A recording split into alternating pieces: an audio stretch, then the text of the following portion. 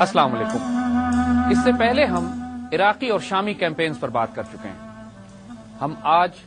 Western theatre of operations یعنی ان مہموں کا ذکر کریں گے، ان مسلمان ملٹری آپریشنز کا ذکر کریں گے کہ جو مصر کو فتح کرنے کے لیے حضرت عمر رضی اللہ تعالیٰ عنہ کے دور میں کی گئیں۔ اس سے پہلے ہم کچھ اس کے پس منظر پہ بات کرنا چاہتے ہیں۔ سورہ روم قرآن پاک میں ایک مکی سورت ہے، اور یہ بات ہم پہلے ڈسکس کر چکے ہیں کہ کس طرح اس سورہ میں اللہ سبحانہ وتعالیٰ نے رومن اور پرشین امپائرز کے آپس کے تصادم کا ذکر کیا۔ یہ ذکر کیا گیا ہے کہ پہلے فارسی یعنی پرشین امپائر رومن امپائر کو دھکیلتے ہوئے پیچھے تک لے جاتے ہیں اور رومنز کو بہت بری شکست ہوتی ہے۔ اس شکست کے بعد اللہ تعالیٰ قرآن میں یہ لکھ دیتا ہے کہ چند سالوں کے اندر رومنز ری آرگنائز کریں گے، ری گروپ کریں گے اور کاؤنٹر اٹیک کریں گے، اور اس کے نتیجے میں وہ دوبارہ ان تمام علاقوں کو حاصل کر لیں گے کہ جو پرشین امپائر نے ان سے چھین لیے۔ یہ واقعہ مسلمانوں کو اتنا یقین تھا اللہ تعالیٰ کی طرف سے اس بشارت کا، اس پیشنگوئی کا جو قرآن میں نازل ہو چکی تھی کہ حضرت ابوبکر صدیق رضی اللہ تعالیٰ عنہ نے کافر سے شرط بھی لگا لی،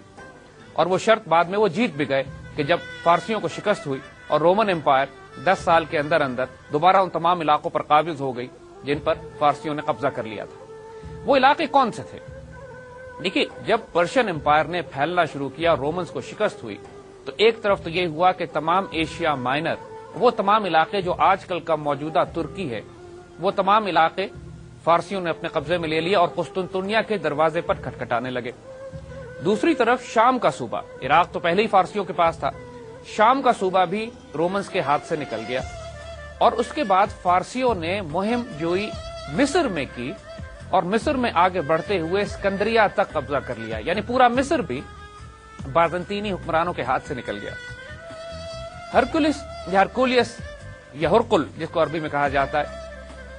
وہ جب تخت پہ بیٹھا تو اس وقت حال یہ تھا کہ تمام بڑے بڑے مشرقی صوبے رومن بائزنٹائن امپائر کے فارسیوں کے ہاتھ میں جا چکے تھے،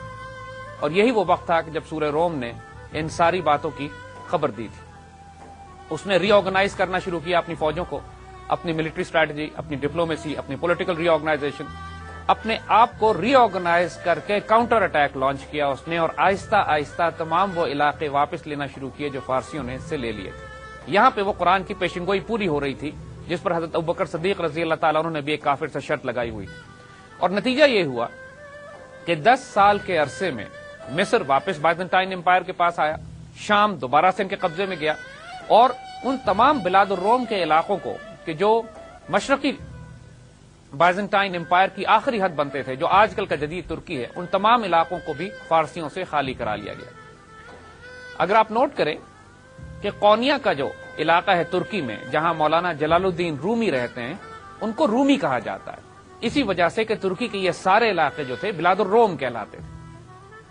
اور ان علاقوں پر فارسیوں نے قبضہ کر لیا تھا، اور رومن بائزنٹائن امپائر نے ان کو اسی 10 سال کے عرصے میں نکال کر پیچھے کیا۔ لیکن ابھی ہرکولیس نے یا ہرقل نے سکون کا سانس بھی نہیں لیا تھا کہ مسلمانوں نے اپنی ملٹری ایکسپیڈیشنز لانچ کر دی، اور مسلمانوں نے براہ راست دونوں سپر پاور سے تصادم لیا،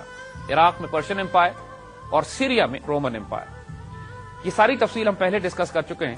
کہ کس طرح حضرت خالد بن ولید رضی اللہ تعالیٰ عنہ نے پہلے عراق پر حملہ کیا، اور عراق کے تمام مغربی اور جنوبی حصوں پر قبضہ کرتے ہوئے ان کو شام کی مہم کی طرف منتقل کر دیا گیا، اور شام کی مہم میں مسلمانوں نے بڑی بڑی جنگیں، جن میں اجنادین اور یرموک، اور ان تمام جنگوں کے بعد پورے فلسطین اور شام کے علاقے اور بیروت لیبنان اور وہ تمام علاقے جو سمندر کے ساتھ ملتے ہیں، بائزنطینی سلطنت کے شمال سے لے کر نیچے مصر تک، وہ تمام علاقے مسلمانوں نے فتح کر لیے۔ اب یہ کچھ غیر معمولی باتیں یہاں پر نوٹ کرنے کی ہے۔ یہ دیکھیے کہ حضرت سعد بن ابی وقاص رضی اللہ تعالیٰ عنہ کی قادسیہ کی مہم کے بعد حضرت عمر رضی اللہ تعالیٰ عنہ نے مسلمانوں کو روک دیا تھا کہ ایران پراپر کے اندر جا کر، باقاعدہ ایران کی سرحدوں کے اندر جا کر جنگ کرنے کی ابھی ضرورت نہیں ہے، کیونکہ مسلمانوں کو اپنے آپ کو عراق میں مستحکم بھی کرنا تھا، فوج بھی تھوڑی تھی، اور سب سے بڑھ کر انتظامی امور پر توجہ دینے کی بہت زیادہ ضرورت تھی۔ مسلمانوں نے اس خوبصورتی سے انتظامی امور کو طے کرنا شروع کیا، مقامی آبادی پر اتنا احسان اور سلوک کیا، اور جو حسن سلوک مسلمانوں نے کیا اس کے نتیجے میں ہزاروں اور لاکھوں کی تعداد میں مقامی آبادی مسلمان ہونا شروع ہو گئی تھی، اور اس تمام آبادی کو اسلام سکھانا، مستحکم کرنا، کیونکہ ارادہ حضرت عمر رضی اللہ تعالیٰ عنہ کا یہی تھا کہ کم از کم عراق کے صوبے کی حد تک اس کو بلاد العرب سے جوڑ دیا جائے، اور شام بھی جب فتح کر لیا جائے گا اور یہ مسلمان ہو جائے گا تو ایک بہت بڑا مسلمان عرب بلاک بنا دیا جائے گا کہ جو ایک طرف پرشین امپائر کو روکے گا، دوسری طرف بازنطینی امپائر کو، بازنطینی سلطنت کو روک کے رکھے گا۔ اسی وجہ سے حضرت عمر رضی اللہ تعالیٰ عنہ فوج کشی پراپر ایران میں کرنا نہیں چاہتے تھے، لیکن چونکہ جیسے ذکر ہم کر چکے ہیں پہلے، یزدگرد بادشاہ گرفتار نہیں ہوا تھا، پرشین امپائر کی سینٹر آف گریوٹی اپنی جگہ پہ موجود تھی، اور بہت جلد حضرت عمر رضی اللہ تعالیٰ عنہ کو یہ فیصلہ کرنا پڑا کہ جب تک کہ یہ یزدگرد کو گرفتار یا قتل نہ کیا جائے، یا باقی تمام علاقے جو پرشین امپائر کے تحت ہیں، جس کی حد مکران سے لے کر آج کل کے موجودہ پاکستان اور افغانستان سے لے کر بلاد الروم تک پھیلی ہوئی تھی، اور اوپر ایشیا وسطی تک اس کی سرحدیں پھیلی ہوئی تھی، جب تک ان علاقوں کو نہ فتح کیا جائے اس وقت تک فتنہ ختم نہیں ہوگا۔ لیکن ہم اس مشرقی کیمپین کو، اس ایسٹرن تھیٹر آف آپریشنز کو یہاں پہ تھوڑی دیر کے لیے روکیں گے۔ حضرت سعد بن ابی وقاص کی قادسیہ کی مہم کے بعد جب مدائن فتح ہوتا ہے، اس کے بعد بھی کئی بڑی بڑی جنگیں ایران پراپر میں لڑی جاتی ہیں، ان کیمپینز کو ہم بعد میں ڈسکس کریں۔ اس وقت ہم آتے ہیں مغربی تھیٹر آف آپریشنز پہ۔ جب شام فتح ہو جاتا ہے اور شام کے فتح ہونے کے بعد مسلمانوں کو قدر سکون نصیب ہوتا ہے، تو شام میں مسلمانوں کے ایک کمانڈر حضرت عمر بن العاص حضرت عمر رضی اللہ تعالیٰ عنہ سے درخواست کرتے ہیں کہ ان کو اجازت دی جائے کہ مصر کی مہم شروع کی جائے۔ اب آپ ایک بات نوٹ کیجئے کہ حضرت عمر رضی اللہ تعالیٰ عنہ ایک غیر معمولی ایڈمنسٹریٹر اور کمانڈر ان چیف تھے۔ تاریخ انسانی میں ایسی مثال نہیں ملتی کہ ایک کمانڈر ان چیف مدینہ منورہ میں بیٹھ کر دو بڑے بڑے تھیٹر آف آپریشنز ایسٹ میں اور نارتھ میں، یعنی مشرق میں اور شمال میں، ایک طرف عراق اور ایک طرف سیریا، دو بڑی بڑی کیمپینز کو کنٹرول کر رہے ہیں، اور وہ بھی دو بڑی بڑی سپر پاورز کے خلاف۔ اور کن آڈز پہ؟ ان آڈز پہ کہ مسلمانوں کی تعداد 5 گنا 6 گنا کم ہوتی ہے ہمیشہ، سپلائی لائن بہت زیادہ ایکسٹینڈڈ ہے، والنٹیئر اور مجاہدین اور سپاہ بہت زیادہ اویلیبل نہیں ہے، اور اس وقت ان حالات میں جب عمر بن عاص رضی اللہ تعالیٰ عنہ نے حضرت عمر سے درخواست کی کہ ہمیں مصر کا محاذ کھولنے کی بھی اجازت دی جائے، تو حضرت عمر ریلکٹنٹ تھے، بہت زیادہ تامل کیا آپ نے کہ مغربی محاذ بھی کھولا جائے یا نہیں، کیونکہ مجاہدین کی تعداد بالکل بھی موجود نہیں تھی۔ اور دوسری طرف ایک دقت اور یہ ہوئی تھی کہ شام کی مہم ختم ہونے کے بعد شام میں ایک بہت بڑا پلیگ، ایک طاعون کی وبا پھیلی تھی، جس کے نتیجے میں 25,000 سے زائد چیدہ اور برگزیدہ مسلمان وفات پا گئے تھے۔ اس میں حضرت ابو عبیدہ ابن جراح بھی شامل تھے، اور بہت بڑے بڑے اور صحابہ بھی کہ جنہوں نے نارتھن کیمپین میں مسلمانوں کی کمانڈ کی تھی۔ ظاہر ہے ان تمام بڑے بڑے نقصانات کے ساتھ کہ جب مسلمانوں کی بہت برگزیدہ ہستیاں اور کمانڈرز وفات پا چکے ہوں، مسلمانوں کے پاس وسائل بھی اتنے نہ ہوں کہ ایک نئی امپائر کے ساتھ ایک نیا تھیٹر آف آپریشن کھولا جائے، تو حضرت عمر بہت زیادہ محتاط تھے۔ لیکن حضرت عمر بن عاص رضی اللہ تعالیٰ عنہ کا مقام اتنا بڑا تھا کہ حضرت عمر بھی سوچنے پہ مجبور ہو گئے کہ ویسٹرن تھیٹر بھی کھول دیا جائے۔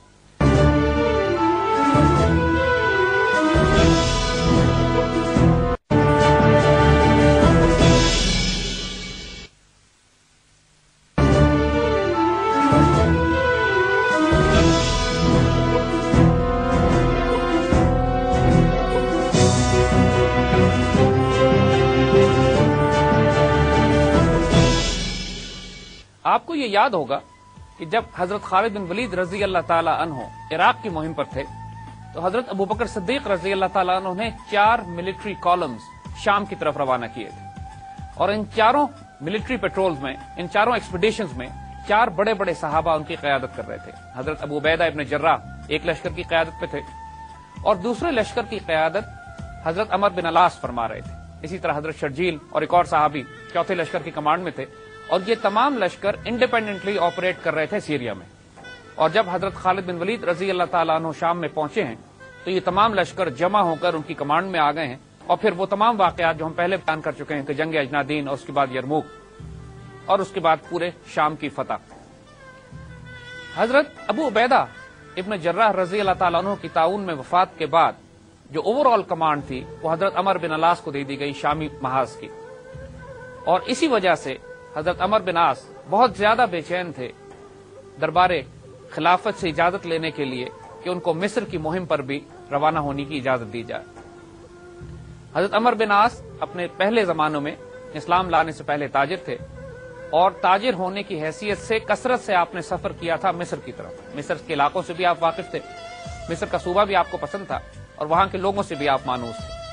اور انہی تمام وجوہات کی بنا پر حضرت عمر رضی اللہ تعالیٰ عنہ بھی اس بات پر مائل ہونا شروع ہو گئے کہ حضرت عمر بن العاص کو ایک پروبنگ ایکسپیڈیشن، ان کا خیال شروع میں یہ صرف یہی تھا کہ صرف ان کو حالات کا جائزہ لینے کے لیے ان کو مصر بھیجا جائے، جبکہ حضرت عمر بن العاص اس بات پہ مصر تھے کہ میں صرف 4000 مجاہدین کے ساتھ مصر فتح کر لوں گا۔ یہ اتنی غیر معمولی تعداد تھی، یہ اتنی حیران کر دینے والی تعداد تھی کہ بائزنٹائن امپائر کا ایک مضبوط صوبہ مصر، شام ان کے ہاتھ سے نکل چکا تھا اور وہ بکھرے ہوئے تھے۔ اب ظاہر ہے یہ بات بالکل ہر طرح سے ہر ملٹری اسٹریٹجسٹ کو یہ بات معلوم تھی کہ اگر مسلمان سیریا فتح کر چکے ہیں تو ان کا اگلا ہدف اس کے بعد مصر ہی ہوگا، اور بازنطینیوں نے مصر کے دفاع کے لیے بہت مضبوط مورچے تیار کیے ہوئے تھے۔ اس صورتحال میں صرف 4000 مجاہدین کے ساتھ مصر فتح کرنے کی بات کرنا حضرت عمر کے لیے بھی حیران کن تھی، لیکن حضرت عمر بن عاص اس پر پر امید تھے، پورے یقین کے ساتھ، اور بالآخر حضرت عمر نے ان کو اجازت دے دی کہ وہ آہستہ آہستہ مصر کی سرحد کی طرف پیش قدمی کریں۔ اس سے پہلے کہ ہم مصر کی مہم پر بات کریں، یہ ضروری ہے کہ ہم تھوڑی سی نگاہ حضرت عمر بن عاص کے پس منظر پہ ڈال لیں۔ حضرت عمر بن العاص قریش کے قبیلے سے تعلق رکھتے تھے اور بہت ہی معزز شخصیت سمجھے جاتے تھے، اور ایک غیر معمولی وجود، آپ ایک بریلینٹ فائٹر، کمانڈر، سپاہ سالار ہونے کی پوری صلاحیتیں، ساتھ آپ ایک شاعر تھے، ایک ڈپلومیٹ تھے، ایک پولیٹیشین تھے، ایک سیاستدان، اور بے انتہا زیرک، سمجھدار اور غیر معمولی فراست رکھنے والے صاحب بصیرت صاحب تھے۔ لیکن ان تمام خصوصیات کے باوجود آپ اسلام خاصی دیر سے لے کر آئے۔ صحابہ کرام تو بلکہ حیران ہوا کرتے تھے کہ ان تمام خصوصیات رکھنے والے وجود اسلام کی حقیقت کو کیوں نہیں پہچان پا رہے۔ آپ نے تقریباً 8 ہجری میں جنگ خندق کے بعد، یعنی غزوہ خندق کے بعد آپ ایمان لائے، اور ایمان لانے کا واقعہ بھی آپ کا بہت دلچسپ ہے۔ چونکہ آپ ڈپلومیٹ تھے، سیاستدان تھے، اور قریش میں بہت زیادہ معزز تھے نیگوسیشنز کے لیے، بات چیت کرنے کے لیے، تو آپ کو قریش نے اس جماعت کے ساتھ نجاشی بادشاہ کے پاس حبشہ بھیجا تھا کہ جہاں پر مسلمان پناہ لے کر بیٹھے ہوئے تھے۔ مقصد قریش کا یہ تھا کہ آپ نجاشی بادشاہ کو کنونس کریں گے اس بات پر کہ مسلمانوں کو اپنے علاقے سے نکال دیا جائے۔ نجاشی نے جس طرح حضور صلی اللہ علیہ وسلم کا دفاع کیا اور مسلمانوں کو وہاں سے نکالنے سے انکار کیا، اس ساری گفتگو سے حضرت عمر بن عاص بہت زیادہ متاثر ہوئے، اور اسلام اب آہستہ آہستہ ان کے دل میں جگہ بنانے لگا۔ غزوہ احد کے موقع پر کفار کی طرف سے ایک گھوڑ سوار دستے کے کمانڈر حضرت خالد بن ولید تھے، اور دوسرے گھوڑ سوار دستے کے کمانڈر حضرت عمر بن عاص تھے۔ اس سے اندازہ کیجئے ان کے اس مقام کا کہ جو ان کو جنگی اور حربی حکمت عملی میں اپنے قبیلے میں نصیب تھا۔ اسی طرح غزوہ خندق کے موقع پر بھی آپ کفار کی طرف سے ایک لشکر کی قیادت کر رہے تھے، لیکن غزوہ خندق کے بعد بالآخر آپ نے فیصلہ کر لیا، اور اللہ تعالیٰ نے آپ پر کرم اور احسان فرمایا کہ اب میں اسلام قبول کروں گا۔ جب اسلام لانے کے لیے یہ مدینے کی طرف چلے ہیں تو راستے میں حضرت خالد بن ولید رضی اللہ تعالیٰ ان کو مل گئے۔ دونوں دوست اکٹھے ہوئے اور اکٹھے ہی حضور صلی اللہ علیہ وسلم کی خدمت میں حاضر ہوئے اور ایمان قبول کیا۔ یہاں پر ایک دلچسپ واقعہ ہوتا ہے۔ حضرت خالد بن ولید رضی اللہ تعالیٰ عنہ ایمان لے آتے ہیں، اور جب حضرت عمر بن العاص کی باری آتی ہے تو آپ ایمان لانے سے پہلے ہاتھ کھینچ لیتے ہیں اور حضور صلی اللہ علیہ وسلم سے شرط لگاتے ہیں کہ پہلے میرے پچھلے تمام گناہ معاف کیے جائیں۔ حضور مسکرا دیتے ہیں اور فرماتے ہیں کہ ایمان لانے کے بعد تمام پچھلے گناہ معاف کر دیے جاتے ہیں۔ اس اطمینان کے بعد جب شرائط اپنی مرضی کی طے کر لی تو حضرت عمر بن عاص اسلام قبول کرتے ہیں۔ حضور صلی اللہ علیہ وسلم آپ سے بہت زیادہ پیار کرتے تھے، پہلے بھی پسند کرتے تھے جب یہ زمانہ جاہلیت اور کفار میں تھے، اور ایمان لانے کے بعد تو حضور صلی اللہ علیہ وسلم کا بہت زیادہ اعتبار حضرت عمر بن العاص پر ہو چکا تھا، خاص طور پہ جنگی حکمت عملی کے حوالے سے۔ ایک مرتبہ ایک جنگی مہم پر روانہ کرنے سے پہلے حضور نے آپ سے فرمایا کہ میں آپ کو ایک جنگی مہم پر بھیجنا چاہتا ہوں، اس میں اللہ آپ کو کامیابی بھی دے گا، آپ محفوظ بھی رہو گے، اور بہت سارا مال بھی آپ کے نصیب میں آئے گا۔ حضرت عمر بن العاص فرماتے ہیں کہ یا رسول اللہ صلی اللہ علیہ وسلم، میں مال کے لیے تو جہاد نہیں کرتا۔ اس پر حضور صلی اللہ علیہ وسلم نے انتہائی لطیف پیرائے میں انتہائی خوبصورت جملہ فرمایا۔ آپ نے فرمایا کہ مرد صالح کے لیے مال صالح برا نہیں۔ اس سے ہمیں بہت بڑی حکمت بھی ملتی ہے کہ اگر ایک اعلیٰ ظرف، اعلیٰ کردار اور اور ایک صالح رجل کو، صالح وجود کو دنیا بھی مل جائے تو دنیا پھر اس کے لیے فتنہ نہیں بنتی. دنیا فتنہ اس وقت بنتی ہے کہ جب کم ظرف انسان کو عطا کر دی جائے.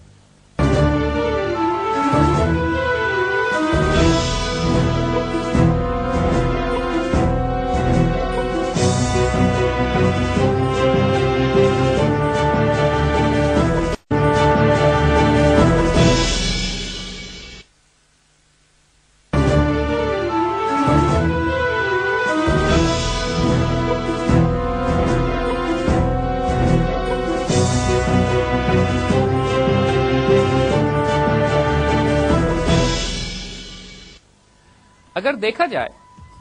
تو 8 ہجری میں ایمان لانے کے بعد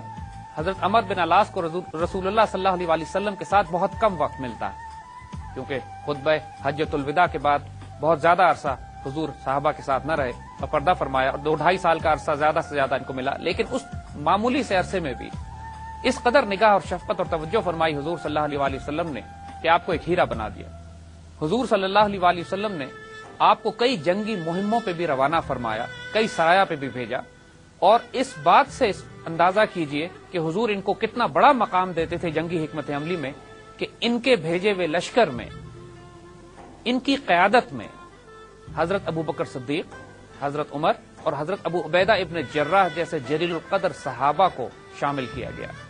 حضور صلی اللہ علیہ وسلم نے آپ کی سفارتکاری اور سیاست کی وجہ سے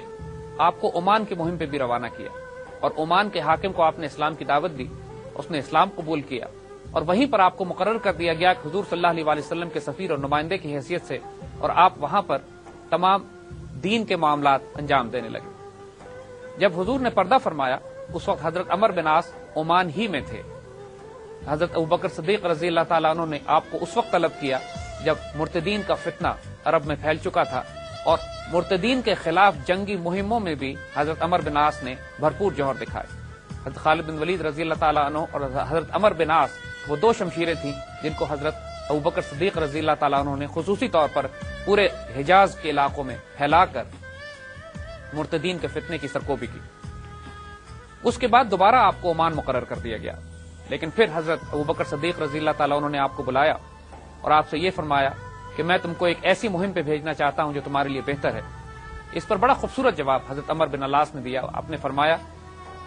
کہ یا سیدی، میں اللہ کے تیروں میں سے ایک تیر ہوں اور آپ تیر انداز، جس طرف چاہیں اس تیر کو چلا دیجئے، انشاءاللہ دشمن کے جگر کاٹتا نکل جائے گا. حضرت ابوبکر صدیق اس جواب سے بہت خوش ہوئے اور آپ کو اس لشکر کا امیر مقرر کیا، ان 4 لشکروں میں سے ایک لشکر کا کہ جو شام کی مہم پر آپ نے روانہ کیے تھے. جنگ اجنادین میں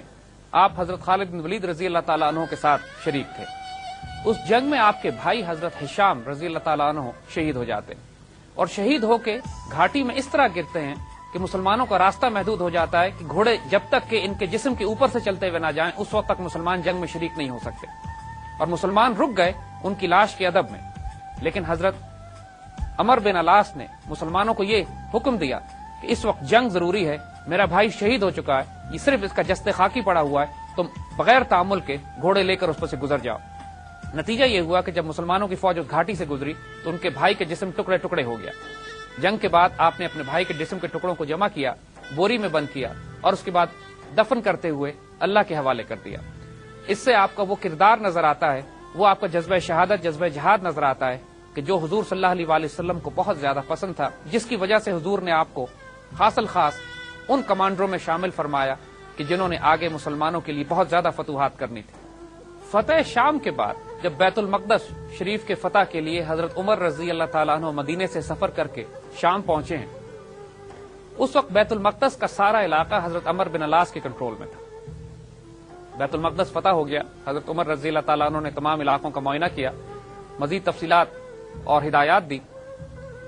اس کے بعد جب واپسی کے لیے روانہ ہونے لگے تو حضرت عمر بن عاص نے تنہائی میں خفیہ طور پر آپ سے مصر پہ حملہ کرنے کی اجازت طلب کی۔ جیسے بات ہم عرض کر چکے ہیں کہ حضرت عمر رضی اللہ تعالیٰ عنہ بہت زیادہ ریلکٹنٹ تھے، اجازت اس لیے نہیں دینا چاہتے تھے کہ مسلمانوں کے پاس فوج بھی کم تھی، ابھی جنگ سے فارغ ہوئے تھے، انتظامی امور کو دیکھنا تھا، اور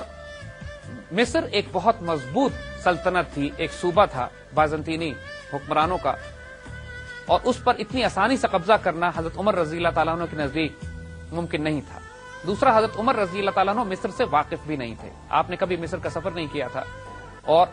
آپ ریلیکٹنٹ تھے اس بات میں کہ ایک نیا کالم، ایک نیا ایکسپیڈیشن، نیا تھیٹر آف آپریشن مغرب کی طرف کھولا جائے. مگر پھر بھی حضرت عمر بن عاص کو اجازت دے دی گئی کہ 4000 سواروں کے ساتھ آہستہ آہستہ مصر کی طرف پیش قدمی کریں. فائنل حکم، حتمی حکم اس حوالے سے حضرت عمر نے فرمایا کہ مدینے پہنچ کر وار کونسل کی میٹنگ میں فیصلہ کرنے کے بعد روانہ کریں گے. مدینہ پہنچنے کے بعد حضرت عمر رضی اللہ تعالیٰ عنہ نے تمام صحابہ سے مشورہ کیا. دونوں رائے تھی. ایک رائے یہ تھی کہ حملہ نہ کیا جائے، ایک رائے یہ تھی کہ پروبنگ ایکسپیڈیشنز بھیجی جائیں. حضرت عمر رضی اللہ تعالیٰ عنہ نے خط ایک قاصد کے ہاتھ اس کالم کی طرف بھیج دیا جس کی قیادت حضرت عمر بن عاص فرما رہے تھے، جو آہستہ آہستہ مصر کی سرحد کی طرف بڑھ رہا تھا. مصر کی سرحد سے کچھ پہلے وہ قاصد حضرت عمر بن عاص کے پاس پہنچ گیا. اب یہاں پہ ایک عجیب و غریب اور غیر معمولی واقعہ پیش آتا ہے کہ جس سے ان کی فراست اور حکمت پہ دلیل ملتی ہے. حضرت عمر بن عاص اس قدر زیرک اور اس قدر ہوشیار اور سمجھدار وجود تھے کہ قاصد کو دیکھتے ہی اس خط کا متن پہچان گئے جو حضرت عمر رضی اللہ تعالیٰ عنہ نے بھیجا تھا. آپ نے وہ خط لیا نہیں اور قاصد کو باتوں میں الجھا لیا اور آہستہ آہستہ اس کے ساتھ مصر کی سرحد کی طرف چلتے رہے. اور جب مصر کی سرحد پار کر کے اندر داخل ہو گئے تو وہاں پڑاؤ ڈالا اور قاصد سے کہا کہ لاؤ اب یہ خط مجھے دو. جب اس خط کو کھولا تو اس میں لکھا تھا کہ اگر یہ خط تمہیں مصر کی سرحد میں داخل ہونے سے پہلے ملتا ہے تو رک جاؤ اور واپس لوٹ جاؤ. اگر یہ خط تمہیں اس وقت ملتا ہے جب تم مصر کی سرحد پار کر جاتے ہو تو پھر آگے بڑھتے جاؤ اور مصر کو فتح کر لو. حضرت عمر بن عاص نے اپنی فراست سے وہ کر لیا جو وہ کرنا چاہتے تھے. حضرت عمر رضی اللہ تعالیٰ عنہ کے خط کا مکتوب بھی اللہ کی منشا پہ کنڈیشنل تھا کہ اگر اللہ چاہے گا تو یہ کیمپین جاری رہے گی اور اگر اللہ چاہے گا تو اس کیمپین کو روک کے واپس کر دیا جائے گا. اللہ تعالیٰ نے وہی چاہا جو حضرت عمر بن عاص نے چاہا اور الحمدللہ اس کے بعد مسلمان مصر کی فتوحات کے لیے آگے بڑھتے ہیں.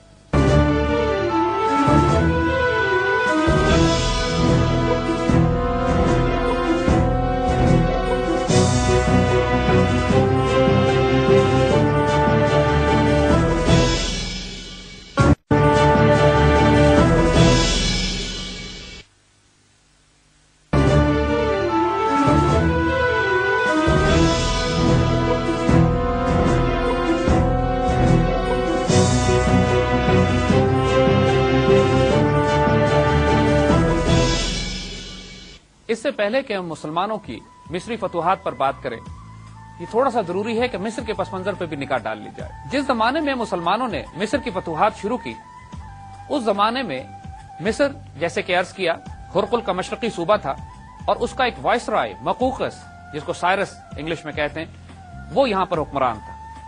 مگر جو مقامی آبادی تھی وہ زیادہ تر کوپٹک عیسائی تھے. بازنطینی حکمران بھی عیسائی تھے لیکن ان کا فرقہ اور کوپٹک عیسائیوں کا فرقہ مختلف تھا. اور بازنطینی حکمران یہ چاہتے تھے کہ پورے مصر کی مقامی آبادی کا مذہب تبدیل کر کے ان کو اپنے فرقے پر کر لیا جائے، جس کی وجہ سے یہ بہت شدید ظلم ڈھایا کرتے تھے اپنے ہی عیسائیوں پر جن کا تعلق ایک کوپٹک یا قبطی فرقے سے تھا. جب مسلمان مصر میں داخل ہوتے ہیں اس وقت حال یہ تھا کہ تمام قبطی اپنے حکمرانوں سے تنگ آئے ہوئے تھے. قبطیوں کے ساتھ یہودیوں کی بھی بڑی تعداد مصر میں بسا کرتی تھی، وہ بھی اپنے حکمرانوں سے تنگ تھے کیونکہ یہودیوں کی ویسی پرسیکیوشن کی جاتی تھی. ان حالات میں نااتفاقی، بے چینی اور فتنہ اور فساد مصر میں پھیلا ہوا تھا اور رومن فوج کو as occupies, as invasion forces, as occupation forces دیکھا جاتا تھا. بڑے بڑے قبطی پادری چھپتے پھرتے تھے اپنی جان بچانے کے لیے اور جو وائسرائے تھا مقوقس کو کہ خود وہ بھی قبطی تھا لیکن اس کی تربیت چونکہ ہرقل نے خود قسطنطنیہ میں کی تھی اور اپنا نمائندہ بنا کر یہاں بھیجا ہوا تھا تو وہ بھی مجبور تھا اور بادشاہ کے حکم پر اپنی ہی قوم پر ظلم کرنے پہ مجبور تھا. مسلمان جب مصر میں داخل ہوئے تو وہی راستہ انہوں نے اختیار کیا جو ہزاروں سال سے انبیاء شام سے مصر میں داخل ہونے کے لیے استعمال کرتے رہے. اگر آپ نقشہ اٹھا کے دیکھیے تو شام سے مصر آنے کا ایک تنگ خشکی کا راستہ ہے اور یہ وہی راستہ ہے کہ جو ہمیشہ سے سفر کے لیے استعمال ہوتا رہا ہے ان دو خطوں کے درمیان. اس کے اوپر جا بجا رومیوں نے قلعے بنائے ہوئے تھے اور جو شام کی فتوحات کے بعد ان کو اندازہ ہو چلا تھا کہ مسلمانوں نے مصر میں داخل ہونا ہی ہے، تو ان تمام قلعوں کے مضبوط دفاع مقرر کیا گیا، اور بہت سارے اس میں جرنیل وہ تھے کہ جو شام میں بازنطینی فوج کے سربراہ رہ چکے تھے اور مسلمانوں کے ہاتھوں مار کھا کے یا پسپا ہوئے تھے یا فرار ہو گئے۔ اب ذرا مسلمانوں کے کالم کی حالت دیکھیے گا، صرف 4000 کا یہ ایک پروبنگ ایکسپیڈیشن یا زیادہ سے زیادہ ایک بڑا فائٹنگ پیٹرول جو مصر میں داخل ہو رہا ہے، جہاں مضبوط قلعے ہیں، بازنطینی فوج موجود ہے، اور مسلمانوں کے پاس کوئی ایسے بھاری ہتھیار نہیں ہیں کہ جو قلعوں کو توڑنے میں استعمال کیے جا سکیں۔ قلعوں کے اوپر منجنیقیں لگی ہوئی ہیں، جدید حربی آلات جنگی جن میں آگ اور پتھر برسانے کے آلات ہیں، اور پھر فوجیں ہیں جو قلعوں کے اندر بیٹھی ہوئی ہیں۔ مسلمانوں نے قلعوں کا محاصرہ تو کیا، پہلے فرما کا قلعہ آیا، اس کے بعد بلیس کا قلعہ آیا، اور آخر میں بیبلون کا بڑا قلعہ جہاں پر خود مقوقس بھی موجود تھا۔ طویل عرصے تک مسلمان ان قلعوں کا محاصرہ جاری رکھتے، انوائٹ کرتے رومنس کو کہ میدان جنگ میں آئیں، باہر آئیں، اور باہر آ کے ان سے جنگ ہوتی، اور غیر معمولی طور پر مسلمان ان قلعوں کو فتح کرتے ہوئے آگے بڑھنا شروع ہو گئے۔ لیکن بیبلون کے قلعے کے باہر، جو اس مصر کے داخلی راستے کا سب سے بڑا قلعہ تھا، مسلمانوں کو اندازہ ہوا کہ اب ممکن نہیں ہے کہ 4000 کی نفری کے ساتھ مزید آگے بڑھا جا سکے۔ حضرت عمر بن عاص نے کمک کی امداد کی مدینے سے، اور حضرت عمر فاروق رضی اللہ تعالیٰ عنہ نے کئی دستے روانہ کیے، جس میں حضرت زبیر بن عوام بھی قیادت فرما رہے تھے ایک لشکر کی، اور اب مسلمانوں کی تعداد تقریباً 20,000 تک پہنچ گئی، مگر اس کے مقابلے میں کئی گنا زیادہ فوج رومنز کی قلعہ بیبلون میں اور اس کے آگے کے تمام محاذوں پہ موجود تھی۔ بیبلون کا محاصرہ ایک طویل عرصے تک جاری رہا۔ مقوقس چونکہ مسلمانوں کے واقعات کو پڑھ چکا تھا، وہ براہ راست جنگ کرنے سے گریز کر رہا تھا۔ کئی دفعہ نیگوسیشن، بات چیت اور ڈائیلاگ کے ذریعے کوشش کی گئی کہ معاملات کو طے کر لیا جائے، لیکن مسلمان اسی بات پہ راضی تھے کہ یا تلوار فیصلہ کرے، یا جزیہ دیا جائے، یا پھر مسلمان ہو جائیں۔ مصر میں داخلے پر بیبلون کا قلعہ سب سے طاقتور اور مضبوط تھا، اور اگر یہ فتح ہو جاتا تو مسلمانوں کے لیے پھر پورے مصر پر قبضہ کرنا بہت آسان تھا۔ اس سے پہلے فرما اور بلیس کے قلعوں کو فتح کرنے کے بعد جب مسلمانوں نے بیبلون کا محاصرہ کیا اور مدینے سے کمک بھی پہنچ گئی، اب مسلمان اس قابل تھے کہ اس محاصرے کو طول دے سکتے۔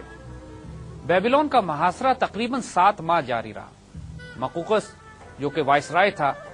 ایمپرر کا، وہ بذات خود یہاں موجود تھا، لیکن جنگ نہیں کرنا چاہتا تھا، اور مقامی قبطی آبادی بھی مسلمانوں کا ساتھ دینے پر راضی ہو گئی تھی۔ اس صورتحال میں بہت طویل عرصے نیگوسیشنز چلتی رہی۔ ایک مرتبہ ایک ڈیلیگیشن مقوقس نے مسلمانوں کے کیمپ میں بھیجا، جس کو حضرت عمر بن عاص نے 2 دن تک اپنے کیمپ ہی میں روک لیا۔ جب یہ واپس گیا ہے تو اس نے وہی جواب دیا ہے کہ جو جنگ اجنادین سے پہلے حضرت خالد بن ولید رضی اللہ تعالیٰ عنہ کے لشکر سے واپس جانے والے جاسوس نے دیا تھا۔ اس نے مقوقس کو بتایا کہ یہ ایسی قوم آئی ہے کہ جو عدل اور انصاف کرتی ہے، اپنے اللہ کے حضور جھکتی ہے، دن کے شہ سوار ہیں اور رات کو ان کے حالات اس طرح کے ہوتے ہیں کہ جیسے یہ کوئی راہب ہوں اور دنیا سے انہیں کوئی سروکار اور واسطہ نہ ہو۔ ان میں اتنی مساوات ہے کہ ان کے بڑے اور چھوٹے ایک ساتھ زندگی گزارتے ہیں، کوئی ظلم اور ستم نہیں ہوتا۔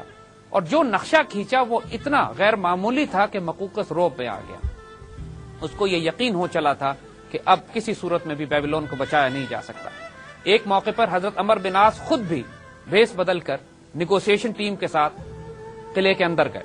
اور وہاں جا کے مذاکرات کیے، اور بلکہ پھنس بھی گئے، لیکن یہاں پہ بھی ان کی ایک زبردست فراست اور حکمت اور سیاست نظر آتی ہے کہ جب آپ اب سے گفت و شنید کر کے یہ تاثر دینے میں کامیاب ہو گئے کہ آپ عمر بن عاص نہیں بلکہ کوئی اور ہیں، اور رومنز نے آپ کو جانے دیا۔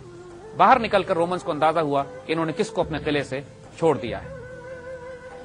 جب محاصرہ بہت طویل ہو گیا تو مقوقس نے امن کی شرائط طے کر لی، جن شرائط کے تحت وہ قلعہ مسلمانوں کو دے دیا جائے گا، مقامی آبادی اپنی زندگی اسی طرح گزارے گی جس طرح وہ گزار رہی ہے، اور مسلمانوں کو جزیہ ادا کیا جائے گا، مگر ساتھ یہ شرط بھی لگا دی کہ اس شرائط پہ عمل کرنا اسی وقت ممکن ہوگا کہ جب قسطنطنیہ سے شہنشاہ اس پر اپنے دستخط ثبت کر دے گا۔ جب ہرقل تخت پہ بیٹھا تھا تو یہ تمام علاقے ایرانیوں کے پاس تھے۔ اس نے ساری زندگی کی جدوجہد کر کے ان علاقوں کو واپس چھینا اور اپنی سلطنت میں شامل کیا۔ اب جب وہ مر رہا تھا تو اس کے آنکھوں کے سامنے یہ سارے علاقے دوبارہ اس کے ہاتھ سے نکل کر مسلمانوں کے پاس ایسے جا رہے تھے، اس کو معلوم تھا کہ اب یہ دوبارہ کبھی بھی بازنطینی سلطنت کا حصہ نہیں بن سکیں گے، اور پھر تاریخ نے دیکھا کہ ایسے ہی ہوا۔ شام اور مصر جب مسلمان ہوئے تو الحمدللہ آج بھی عالم اسلام کے تاج میں بڑے بڑے ستارے ہیں۔ حضرت عمر بن عاص نے بیبیلون کے قلعے کا محاصرہ جاری رکھا، لیکن ہرقل کے انتقال کی خبر جب پہنچتی ہے تو پورے قلعے پر مایوسی چھا جاتی ہے۔ دوسری طرف حضرت عمر رضی اللہ تعالی عنہ بھی بہت زیادہ بے چین تھے اس بات سے کہ مصر کی فتح میں تاخیر کیوں ہو رہی ہے، اور انہوں نے حضرت عمر بن عاص کو سخت خط لکھا کہ یا تو پھر جلدی کرو اس کی فتح میں، یا میں تمہیں معزول کر کے حضرت زبیر کو تمہاری جگہ مقرر کرتا ہوں۔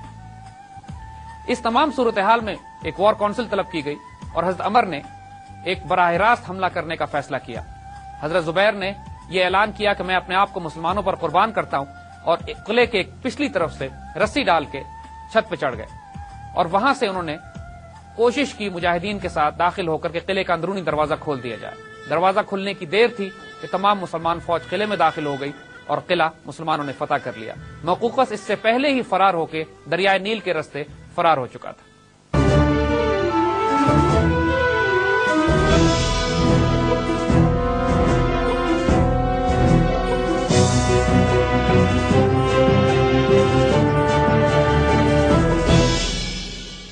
بیبیلون کی فتح کے بعد قدرتی طور پر مسلمانوں کی نگاہ اب پورے مصر پر تھی، اور سب سے بڑھ کر مصر کے دارالخلافہ اور مشرق کے سب سے بڑے شہر اسکندریہ پر۔ اسکندریہ کے بارے میں ہم تھوڑی سی یہاں بات کرنا چاہیں گے۔ سکندر اعظم جب مصر پہنچا تو اس نے میڈیٹرینین کے ساحل پر ایک شہر کو آباد کیا جو اس کے نام کے ساتھ اسکندریہ یا انگلش میں الیگزینڈریا کے نام سے مشہور ہے۔ پرانی دنیا کے جو 7 مشہور عجائب تھے اس میں سے بھی کئی عجائب اس شہر میں واقع تھے۔ بازنطینی سلطنت میں قسطنطنیہ کے بعد سب سے عظیم الشان شہر یہی اسکندریہ کا تھا۔ حضرت عیسیٰ علیہ السلام سے 300 سال پہلے اس شہر کو آباد کیا سکندر اعظم نے، اور اس کے بعد آنے والے تمام حکمران اس شہر کو اپنے تاج کا ہیرا سمجھتے تھے۔ جو ثقافت، جو تہذیب، جو تمدن اور جو شاندار عمارتیں اس شہر میں تھیں وہ مشرق کے کسی شہر میں نہیں تھی۔ قدرتی بات ہے کہ بازنطینی حکمران بھی اس شہر سے بے حد لگاؤ رکھتے تھے اور ہر حال میں اس کا دفاع کرنے پر تیار تھے، اور یہ بھی قدرتی امر ہے کہ مسلمانوں کی نگاہ بھی اسی شہر پر جمی ہوئی تھی۔ آپ اگر مصر کا نقشہ اٹھا کے دیکھیے تو شام سے آنے والے راستے جب فتح ہوتے چلے گئے، فرما، بلیس اور بیبیلون کے قلعے، اب اس کے بعد تمام راستہ اوپر اسکندریہ تک دریائے نیل کے ساتھ ساتھ چلتا ہے۔ حضرت عمر بن عاص نے بھی اسی راستے پر پیش قدمی شروع کی، کبھی دریائے نیل کے مشرقی کنارے پر، کبھی مغربی کنارے پر۔ مختلف مقامات پر قلعے آتے گئے، جھڑپیں ہوتی گئیں، لڑائیاں ہوتی گئیں، قلعے فتح ہوتے گئے، مگر پروگرس خاصی سلو تھی، اس لیے کہ مسلمانوں کے پاس نفری بھی کم تھی، تقریباً 15,000 مجاہدین۔ مگر اس میں کوئی شبہ نہیں کہ اس فوج میں ایسے ایسے جلیل القدر صحابی موجود تھے کہ جن میں سے ایک ایک کو حضرت عمر 1000 کے برابر قرار دیتے تھے۔ حضرت ابو ایوب انصاری بھی اسی مہم میں تھے، حضرت ابو ذر غفاری اسی مہم میں تھے، حضرت زبیر بن عوام اسی مہم میں تھے، حضرت عبادہ بن صامت اسی مہم کا حصہ تھے۔ ان تمام جلیل القدر صحابہ کی موجودگی میں حضرت عمر بہت زیادہ پریشان تھے کہ حضرت عمر بن عاص اتنی دیر کیوں لگا رہے ہیں۔ اسکندریہ کا دفاع تقریباً ناقابل تسخیر تھا۔ یہ شہر ایک طرف سے سمندر سے گھرا ہوا تھا، دوسری طرف اس کی بہت بڑی جھیل تھی، اور صرف 2 اطراف جہاں سے حملہ کیا جا سکتا تھا وہاں پہ بہت اونچی فصیلیں۔ اس شہر کا دفاع منجنیقیں بھی کر رہی تھیں، آگ اور پتھر برسانے والے ہتھیار بھی، اور ایک بہت بھاری تعداد میں رومن فوج جو تقریباً 50,000 بتائی جاتی ہے، اور خود مقوقس بھی جو کہ وائس رائے تھا وہ اسکندریہ میں موجود تھا۔ اب ظاہر ہے رومن امپائر نے اپنا لاسٹ سٹینڈ اسکندریہ ہی میں کرنا تھا، اور مسلمانوں کی بھی حکمت عملی یہ تھی کہ جتنا جلدی ہو سکے اسکندریہ پہ قبضہ کیا جا سکے تاکہ فتح مصر مکمل ہو سکے۔ سمندر سے اس کا دفاع رومن نیوی بھی کر رہی تھی۔ مسلمان اگر آگے بڑھتے تو رومن نیوی مختلف جگہوں پر اپنے سولجرز کو، سپاہیوں کو اتار کر مسلمانوں کی پشت پر حملہ کرنے کی صلاحیت رکھتی تھی۔ مسلمانوں کے پاس نہ کوئی منجنیقیں تھیں، نہ کوئی اور ہتھیار، لیکن جو بہت بڑا ایڈوانٹیج مسلمانوں کو مل گیا وہ یہ کہ مقامی کوپٹک آبادی جہاں جہاں مسلمان پیچھے معاہدات کرتے چلے آ رہے تھے وہاں پہ قبطیوں نے یہ دیکھا کہ مسلمانوں کا حسن سلوک ان کے ساتھ بہت اچھا ہے، تو قبطیوں نے مسلمانوں کو مدد فراہم کرنی شروع کر دی۔ سڑکیں بناتے تھے، پل بناتے تھے، مسلمانوں کے کھانے پینے کا سامان مہیا کرتے تھے، اور مسلمانوں کو خبریں پہنچاتے تھے۔ حضرت عمر بن عاص جب بیبلون سے روانہ ہوئے اس سے پہلے انہوں نے اپنا ایک مرکز، اپنی فوجی چھاونی جس جگہ بنائی تھی وہ ان کے خیمے کی مناسبت سے فسطاط کہلاتی تھی۔ اور حضرت عمر بن عاص رضی اللہ تعالیٰ عنہ کی شخصیت کا ایک لطیف پہلو یہاں پہ یہ سامنے آتا ہے کہ جب اسکندریہ پر روانگی سے پہلے مسلمانوں نے اپنے خیمے اٹھائے تو وہاں پر حضرت عمر بن عاص کے خیمے پر ایک کبوتری نے انڈے دے دیے تھے۔ حضرت عمر نے صرف اس کبوتری کے اطمینان اور آرام کے لیے اپنے خیمے کو وہیں چھوڑ دیا، بلکہ ایک سپاہی بھی مقرر کیا کہ جو اس کا دھیان کرے، اور اس خیمے کو وہیں چھوڑ کر آگے روانہ ہو گئے۔ یہ جگہ فسطاط کے نام سے مشہور ہو گئی۔ بعد میں اسکندریہ کی فتح کے بعد جب مسلمان واپس اس جگہ پہ آئے ہیں، یہاں ایک بہت بڑا شہر آباد کیا گیا جو فسطاط کے نام سے مشہور ہوا، اور یہ جگہ آج کے جدید قاہرہ میں شامل ہے۔ اس وقت کائرو یا قاہرہ کا شہر نہیں تھا، فسطاط ہی تھا جو زمانہ قدیم میں مصر کا دارالخلافہ مسلمانوں کے لیے بنا۔ فی الحال مسلمانوں کی توجہ اسکندریہ کی طرف تھی۔ تاریخ اس جنگ کی بہت زیادہ تفصیلات نہیں بتاتی، لیکن یہ بات واضح ہے کہ 6 ماہ کے طویل محاصرے کے بعد مسلمان بالآخر اسکندریہ کو بھی فتح کر لیتے ہیں۔ یہ ناممکنات کیسے ہوتا ہے، یہ اس پہ عقل حیران ہے۔ جب منجنیقیں نہ ہوں، آپ کے پاس بھاری ہتھیار نہ ہوں، توپ باری اور گولہ باری یا پتھراؤ کرنے کے وہ جدید آلات نہ ہوں جو زمانے میں مروج تھے، تو صرف لائٹ کیولری اور آرچری اور انفینٹری کے ساتھ اتنے بڑے قلعے کو، جو ایک طرف سے سمندر میں گھرا ہوا ہو، ایک طرف سے جھیل ہو، رومن نیوی اس کی حفاظت کر رہی ہو، اور قلعے کے اندر 50,000 سپاہی ہوں، یہ وہ معجزات ہیں کہ جیسے ہم نے عرض کیا کہ ان پر عقلیں دنگ رہ جاتی ہیں۔ اسکندریہ فتح ہو جاتا ہے، مسلمانوں کے ہاتھ بیش بہا غنیمت، ہتھیار، جنگی ساز و سامان اور مال و دولت لگتا ہے۔ فتح کے بعد حضرت عمر بن عاص حضرت عمر رضی اللہ تعالی عنہ کو فتح کی خوشخبری کے ساتھ خط بھیجتے ہیں۔ حضرت عمر رضی اللہ تعالیٰ عنہ سجدہ شکر ادا کرتے ہیں، مدینے میں خوشیاں منائی جاتی ہیں۔ حضرت عمر بن عاص جو تفصیل اسکندریہ کی بھیجتے ہیں وہ اتنی غیر معمولی ہوتی ہے کہ پورا مدینہ حیران رہ جاتا ہے۔ 4000 محل اس شہر میں موجود ہوتے ہیں، 4000 حمام ہوتے ہیں، 400 کے قریب کھیل کود کے تھیٹر ہوتے ہیں، اور اس کے علاوہ 12,000 دکانیں، اور نہ جانے دنیا جہان کی کون کون سی ایسی نعمت جو اس دنیا نے کبھی نہ دیکھی ہوئی نہ کبھی سنی، وہ اس شہر میں موجود تھی۔ شروع میں تمام انتظامی معاملات جب مسلمانوں نے سنبھالے تو انہوں نے تمام پرانی ایڈمنسٹریشن کو اپنی جگہ پہ برقرار رکھا۔ قبطی عیسائیوں کے ساتھ اتنا اچھا سلوک کیا گیا کہ ان کے تمام وہ چھپے ہوئے پادری جو بائزنٹائن امپائر کے خوف سے ادھر ادھر چھپ گئے تھے، ان کو بلا کر ان کے عہدوں پر بحال کیا گیا۔ نتیجہ یہ ہوا کہ تمام قبطی مسلمانوں کے ہم نوا ہو گئے، مسلمانوں کی مدد کرنے لگے۔ رومن فوج جو کہ ہزاروں کی تعداد میں قتل ہوئی تھی، اور جو بچے کچھ وہ اپنی نیوی میں بیٹھ کے قسطنطنیہ کی طرف فرار ہو گئے تھے، انہوں نے ایک کاؤنٹر اٹیک کرنے کی بھی کوشش کی۔ کچھ سپاہی اتارے بھی ساحل پر اور انہوں نے حملہ بھی کیا، مسلمانوں کو نقصان بھی پہنچا، لیکن وہ ساری صورتحال پر جلد قابو پا لیا گیا۔ حضرت عمر رضی اللہ تعالی عنہ نے کچھ عرصہ قیام کے بعد اسکندریہ میں حضرت عمر بن عاص کو حکم دیا کہ مرکز مسلمانوں کا وہاں بنایا جائے کہ جہاں پر ان کے اور مسلمانوں کے درمیان کوئی رکاوٹ حائل نہ ہو۔ حضرت عمر بن عاص رضی اللہ تعالیٰ عنہ کے مصر پر فتح کرنے کے بعد قبضے کے بعد ایک غیر معمولی واقعہ ہوتا ہے۔ وہاں کے قبطی باشندوں کا ایک رواج یہ تھا کہ ہر سال دریا میں ایک بچی کو صدقہ کرتے تھے، قربان کر دیا کرتے تھے، اس امید پر کہ اس کے نتیجے میں دریا تیز بہے گا اور ان کی فصلیں آباد رہیں گی۔ جب مسلمانوں نے قبضہ کیا تو اس وقت بھی قبطیوں نے ایک بچی کو تیار کر کے قربان کرنے کا ارادہ کیا، تو حضرت عمر بن عاص نے ان کو روک دیا۔ قبطیوں نے اس پر یہ کہا کہ اگر یہ قربانی نہ دی جائے گی تو دریا نیل خشک ہو جائے گا، اور اسی طرح اس سال یہی ہوا کہ دریا نیل میں پانی کم ہو گیا۔ یہ سارا معاملہ حضرت عمر بن عاص نے حضرت عمر رضی اللہ تعالیٰ عنہ کو لکھ کے بھیجا، تو حضرت عمر نے سختی سے منع فرما دیا کہ کوئی قربانی اس کے بعد نہیں دی جائے گی، اور ایک خط لکھا دریائے نیل کے نام، اور حضرت عمر بن عاص سے فرمایا کہ یہ خط دریا میں ڈال دینا۔ اس خط میں آپ نے یہ لکھا کہ اگر تو اللہ کے حکم سے چلتا ہے تو پھر چلتا رہے، اگر اپنی مرضی سے چلتا ہے تو جو چاہے کر۔ اور یہ خط حضرت عمر بن عاص نے دریا نیل میں ڈال دیا، اور اگلے دن لوگوں نے دیکھا کہ نیل دوبارہ پورے جوش کے ساتھ چلنا شروع ہو گیا۔ اس کرامت کو دیکھ کر بہت زیادہ تعداد میں قبطی مسلمان ہوئے۔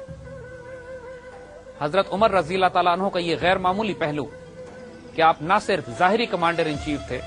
بلکہ روحانی طور پر بھی بہت ساری چیزوں کو کنٹرول کر رہے تھے. یہ تاریخ کا ایک ایسا پہلو ہے کہ جس سے کوئی انکار نہیں کر سکتا. مصر کی فتح مسلمانوں کے لیے ایک غیر معمولی کامیابی اللہ کی طرف سے تھی. تمام مقامی آبادی جس کے ساتھ مسلمانوں نے جو حسن سلوک کیا تھا، ایک بھاری تعداد میں مسلمان ہونا شروع ہو گئی. کاپٹک یا قبطی عیسائی آج بھی مصر میں بستے ہیں، لیکن مصر کی اکثریت مسلمان ہے اس حسن سلوک کی وجہ سے جو حضرت عمر بن عاص اور مسلمانوں نے ان کے ساتھ کیا. حضرت عمر رضی اللہ تعالیٰ عنہ نے چونکہ مصر خود دیکھا ہوا نہیں تھا، لہذا حضرت عمر بن عاص سے آپ نے فرمایا کہ مجھے مصر کی تفصیلات لکھ کے بھیجو. حضرت عمر چونکہ شاعر بھی تھے تو اتنا خوبصورت، فصیح اور بلیغ خط آپ نے لکھ کے حضرت عمر کی خدمت میں روانہ کیا، مصر کی تعریف کرتا ہوا، اس کے سرسبز و شاداب جنگلات کا، اس کے باغات کا، اس کے کھیتوں کا، اس کی زمین کا، اس کے لوگوں کا، اس کی ہوا کا، کہ جو عربی فصاحت اور بلاغت کا ایک نمونہ ہے اور تاریخ میں رقم کیا جاتا ہے. حضرت عمر اس کو پڑھ کر اش کر اٹھے اور واقعی آپ نے حضرت عمر العاص کی تعریف فرمائی، اس نے فصاحت و بلاغت کا حق ادا کر دیا. مصر کی فتح نے آنے والے واقعات پر بہت گہرا اثر ڈالا. اس کے نتیجے میں پورا افریقہ مسلمانوں کے لیے کھل گیا اور اسکندریہ اور میڈیٹرینین کے آس پاس کے علاقوں کے فتح ہونے سے مسلمانوں کو یہ موقع مل گیا کہ مسلمان اب ایک بحری بیڑا بھی تیار کر سکیں اور بحری بیڑا تیار کر کے رومنز کا مقابلہ کر سکیں، جو اس سے پہلے مسلمانوں نے کبھی نہیں کیا تھا. لیکن حضرت عمر رضی اللہ تعالیٰ عنہ کے بعد مصر کی فتح کی وجہ سے مسلمانوں نے بحری بیڑے بھی بنانے شروع کیے اور پھر سمندر کے راستے بھی قسطنطنیہ پر حملے شروع ہوئے. آگے آنے والے واقعات انتہائی غیر معمولی ہیں، انشاءاللہ آنے والے وقتوں میں ان پر بات کریں گے.